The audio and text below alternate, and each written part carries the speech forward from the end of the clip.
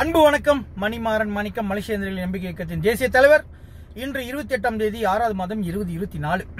இப்போ காலை மணி பார்த்தீங்கன்னா 11. ரொம்ப நாளாக இருக்குமே இந்த குரல் கேட்டு இந்த முகத்தை பார்த்து. ரொம்ப பேர் அப்படிதான் அன்னாடிக்கும் கால் பண்ணுறது, மெசேஜ் பண்ணுறது, எங்கண்ணே போயிட்டீங்க, எங்கண்ணே காணோம், உங்கள் குரலை கேட்க முடியல, உங்களோட அறிவுரையை கேட்க முடியல, விழிப்புணர்ச்சியை கேட்க முடியல, அதை கேட்க முடியல, இதை கேட்க முடியல அப்படின்னு. ஏன் கேட்க முடியல?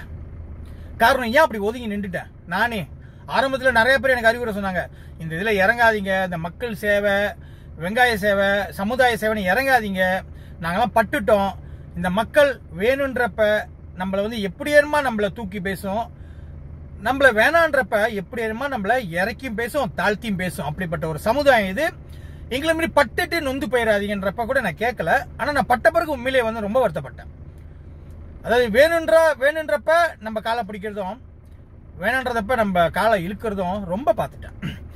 என்னத்துக்கு இந்த சமுதாயத்துக்காக நிறைய விழிப்புணர்ச்சியும் நிறைய விஷயத்தையும் நான் கொண்டு வரணும்னு பார்த்தோன்னா, அரசியல்வாதிகளை நம்பி ஏமாறக்கூடாது, நம்ம சமுதாயத்தில் உள்ள சில நாரப்பிதர்களை நம்பி ஏமாறக்கூடாது, ட்ரக்ஸ் போதைப் பொருளில் வீணாயிடக்கூடாது, இந்த கேங்ஸ்டர் குண்டர் கும்பலில் வீணாயிடக்கூடாது. நம்ம சமுதாயம் நல்ல ஒரு சிறப்பாக வரணும் அப்படின்றப்ப இது பெருமைக்கு சொல்லலை, என்ன மாரி எத்தனை பேர் செஞ்சிருப்பாங்கன்னு சொல்லி நான் பார்த்ததில்லை. அதாவது வெறும் வீடியோ செஞ்சுக்கிட்டு பேசிக்கிட்டு உக்காந்துக்கிட்டு இதை செய்யுங்க அதை செய்யுங்கன்னு சொல்லி சும்மா பேசுறவனோட எல்லா இடத்துலையும் களத்தில் இறங்கி தெருவில், ரோட்டில், அள்ளூரில், சந்தில், மலையில், வெயிலில், பாலாயில், லோக்காப்பில், ஜெயில் வரைக்கும் போயிட்டு வந்திருக்கேன்னா இந்த சமுதாயத்துக்காக போராடினால. கிட்டத்தட்ட இத்தனை வருஷத்தில் நான் அழிச்ச என்னோட பணம், சேமிப்பு பணமே அது இருக்கும் எவ்வளியோ. சரியா? இப்போ நீங்கள் பார்த்தீங்கன்னா மைக்காவெல்லாம் வந்து எப்படியோ நான் இப்படி கேள்வி கட்டுவேன், கழுத்தில் வெட்டு, கையில் வெட்டு, அதெல்லாம். அப்போ அந்த உயிரை கூட நான் பெரியதாக நான் நினைக்கல, குடும்பத்தை நினைக்கல, பிள்ளைங்களை நினைக்கல, எல்லாத்தையும் விட்டுட்டு இந்த சமுதாயம் அங்கேயும் ஓடி கீடி போராடிக்கிட்டு இருந்தேன். ஏன் அப்படி வெறுத்து போனேன்? ஏன் விட்டு ஒதுங்கினேன்? காரணம் என்ன அப்படின்றத நான் அடுத்த இதில் சொல்கிறேன். ஆனால் இன்னைக்கு நான் என்னத்துக்கு வந்துன்னா, எனக்கு நேற்றுலேருந்து வந்து நிறைய அழைப்பு, காலையில் வரைக்கும். ஒரு பெண்மணி ஈஷா அப்படின்ற ஒரு பெண்மணி கைது செஞ்சிட்டாங்கன்னா, நான் கண்டிப்பா நீங்க இறங்கி இதுக்கு பேசணும். அதாவது நீங்க செய்யற செயல தான் வந்து ஒரு உண்மையான செயலா இருக்கும், அதுல உண்மை இருக்கும்னா. இப்ப எவனோ டிக்டாக்ல வந்து முகம் காட்டாமலாம் பேசுறவனா ஹீரோவா இருக்கான், அவனை நம்பி ஒரு கூட்டம் போய்கிட்டு இருக்கு. அது நான் சொன்ன காரணம், நான் விலகின காரணம் இதான். இந்த டிக்டாக்ல உட்காந்துக்கிட்டு வீடியோ செய்யறவன், இங்க செய்யறவன், அங்க செய்யறவன், முக்காவாசி பேரு அல்ல, ஏதோ கொஞ்சம் பேர் வந்து அவங்களோட வேற இதுல செய்யறாங்க. ஆனா மக்களுக்கு அறிவுரை சொல்றது, நல்லது சொல்ற, பத்தாவதுக்கு மூஞ்சே காட்டாம நன்கொடை வாங்கி திரட்டி கொடுக்குறானுங்க. ஆனா அவனுங்க எப்படி அதை சாரி மக்கள் பண்றானுங்கன்னு நான் ஆரம்பத்துல அந்த பேஸ்புக் காலத்திலேருந்து நான் எத்தனையோ போட்டு கிழிச்சிருக்கேன். உதாரணத்துக்கு ஃபத்திமாலாம் ஒண்ணு இருந்துச்சு, ரொம்ப பேத்துக்கு பழைய ஆளுங்க ஞாபகம் இருக்கும், ஃபத்திமா என்ஜிஓன்னு. இப்ப எங்க போச்சு? அதை யாரு கடைசியா அதை வண்டை வளர்த்து அதை நார வேலையும் கண்டுபிடிச்சி அம்பலப்படுத்தினது? நான் தானே. இப்ப எங்க போச்சு அதெல்லாம்? அப்ப அவ்வளவு நாள் மக்கள் வந்து எவ்வளவு பேர் ஏமாந்து அதெல்லாம் பணத்தை போட்டு அழிச்சிருப்பீங்க. அப்ப இந்த மக்கள் ஏமாறக்கூடாதுன்னு சொல்லி தான் நான் நிறைய போராடினேன். கடைசியில ஏமாற்றம் எனக்கு தான். சரியா? சோ அப்படின்றப்ப இந்த ஈஷான்ற ஒரு பெண்மணியை பிடிச்சா, ஆனா எனக்கெல்லாம் யாரும் அந்த பிள்ளைன்னு தெரியல. இப்பதான் நிறைய பேர் இருக்காங்களே அப்படின்றப்ப நான் போய் அப்பதான் பார்த்தா இன்னும் மத பிரச்சனையில பிடிச்சிட்டாங்க அப்படின்னு. அவர் ஜம்ரி பிடிச்சி கொடுத்துட்டான், அவனை பிடிக்க மாட்டாங்க, இது பண்ண மாட்டாங்க. சோ நான் ஒரு கேள்வி கேட்கிறேன். 2019 ஜம்ரி மேல ஒரு கிட்டத்தட்ட 1000 ரிப்போர்ட் மேல மலேசியா முழுக்க பூந்துச்சு. அதுல மொதல் ரிப்போர்ட் என்னோட. சரியா? 25ஆம் தேதி 4ஆம் மாசம் 2019 என் பிறந்த நாள் அன்னைக்கு நான் பாலையில இருக்க முதல் ரிப்போர்ட் கேள்ல நம்ம தம்பி சசிஜின்றவங்க தான் அந்த வீடியோ அனுப்பி விட்டாங்கன்னா, இது பாருங்க அப்படின்னு ரிப்போர்ட். அப்புறம் 1000 ரிப்போர்ட். அவனை 4 நாள் ரிமாண்ட்ல வச்சாங்க. ஏதோ ஒரு இதுல பார்த்தேன், இவனை மட்டும் இதுக்கு மேல யாருமே வைக்கல, ரிமாண்ட்ல வைக்கலன்னு. ஏன் 2019 வச்சோம்? அதையும் குட்டையை குழப்பி விட்டு பண்ணவன் ஒருத்தர் இருக்கான். அப்ப ஜம்ரி யூனியத்தை அப்படி லோக்காபரிக்கு கொண்டு போக முடிஞ்சு. ஏன் இப்ப முடியல?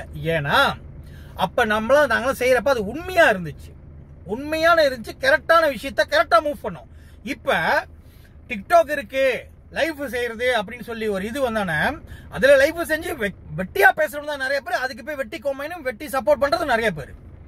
அந்த உட்காந்து லைஃப் செய்யறானுங்களே, அவனை இறங்கி போய் ஜம்ரி யூனியனுக்கு நான் கேட்காத கேள்வியை ஜம்ரி யூனியத்தை இல்ல நான் கொடுக்காத சண்டையா அவங்கிட்ட என்ன பிளாக் பண்ணிட்டே ஓடணும். அவன் போய் பாருங்க, இன்னும் என் பேஜ்ல எல்லாம் இருக்கும். ஏன்னா இப்ப ரொம்ப பேர் புதுசா வந்து இந்த டிக்டாக்ல வந்தனால ரொம்ப பேருக்கு தெரியாதனால வந்து பேச்செல்லாம் பயங்கரமா இருக்கும்.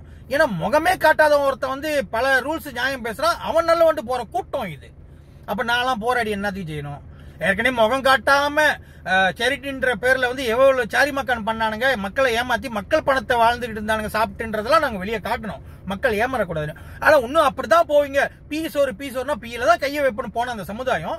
அப்ப நான் இந்த சமுதாயத்துக்காக போராடி என்ன செய்யறது, என்னதான் நான் காப்பாத்திக்க பார்க்கணும்? எத்தனை லோக்கப், எத்தனை வாட்டி, எவ்வளவு பணம் சமுதாயத்துக்கு போராடினால கிடைச்ச நிலைமை அது. கடைசி அந்த மைக்கோட ஒரு இதுக்கு வந்து நன்கொடை நான் கேட்டிருந்தேன், என் பணத்தையே நான் போட்டு அழிச்சுக்கிட்டு இருக்கேன். ராமசாமிக்கு 1.5 மில்லியன் கொடுத்த சமுதாயம் இது. என்னைக்காச்சும் அந்த ஆளோட சொத்து விவரத்தை கேட்டிருக்கீங்களா? இவ்வளவு நாள் அரசியல் இருந்து இவ்வளவு சம்பாதிச்சாங்களா? அல்ல சொத்து விவரத்தை கேட்டீங்களா? முதல்ல நம்ம கிட்ட நன்கொடை கேட்கிறப்ப கேட்டா உங்களுக்காக தானே ஜக்கீர் நாயக்க பேசுறேன். அப்பனால நான் யாருக்காக பேசுறேன்? காட்டுக்காரனுக்காகவா, பங்களாதேஷ்காரனுக்காகவா பேசுறேன்? ஆனா நான்லாம் பேசுறப்ப என் சொந்த பணத்தை தான் அழிச்சேன். நான் அரசியல்வாதியில அரசியல சம்பாதிக்கல, சொந்தமா சம்பாதிச்ச பணத்தை தான் அழிச்சேன். ஒரு காலகட்டம் வந்து இதுக்கு மேல நம்மளால முடியாது, மக்கள்கிட்ட நம்ம நன்கொடை கேட்பேன்னு கேட்டப்ப எவ்வளவு பேர் சப்போர்ட் பண்ணீங்க. அப்பதான் வருத்தப்பட்ட, வெக்கப்பட்ட, வேதனைப்பட்டேன், அவமானப்பட்டேன். ஏன் தெரியுமா? என்ன இதெல்லாம் செய்யாத மக்களுக்காக சொல்ல உங்க பேச்சை கேட்காம கூட நான் செஞ்சேன் பாத்தீங்களா, எனக்கு ஒரு அவமானம் தான். இதெல்லாம் நான் ஒதுங்கின காரணம். சரி, இந்த பெண்மணியோட விஷயத்துக்கு வருவோம். நிறைய பேர் என்ன இதை வச்சு எவன் நன்கொடை தட்ட போறான், எவன் சாரி மக்கான் பண்ண போறான், எவன் பேர் வாங்க போறான்னு தெரியல. தயவு செஞ்சு நீங்களாம் இறங்கி பேசணும். நான் பேசி என்ன செய்ய போறேன்? இந்த சமுதாயத்தை திருத்த மாட்டுது, மாற மாட்டுது. அதுதான் நான் என்ன திருத்திக்கிட்டேன், மாத்திக்கிட்டேன் அப்படின்னு. ஓகே, சோ ஏன் இந்த பெண்மணி பிடிபட்டுச்சு? இப்படிதான் நான் சொன்னேன், ஏற்கனவே ஜம்ரிவினத்தை பிடிச்சி 4 நாள் லோக்காப்ல வச்சோம், வெற்றி அடைஞ்சோம். அதுலயும் ஒரு குட்ட குழப்பி வந்தான்.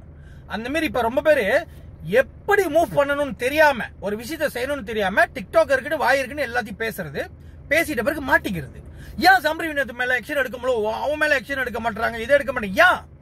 ஏன்னா அவன் கரெக்டா இதை யூஸ் பண்ணி செஞ்சுக்கிட்டு இருக்கான், புத்திசாலித்தனமா. அந்த புத்திசாலித்தனம் ஏன் நம்ம கிட்ட இல்ல? ஏன்னா வாய் இருக்கு, டிக்டாக் இருக்கு, லைஃப் இருக்கு. இப்ப மக்களுக்கு கருத்து சொல்றேன் டிக்டாக் லைஃப்ல வந்து பார்த்தா என்ன ஆடான்னு பார்த்தா, டேப் பண்ணுங்க கைஸ், டேப் பண்ணுங்க, tap tap tap tap tap மயிர பண்ணுங்க அப்படின்னு சொல்லி ஒரு கூட்டம். ஏன்?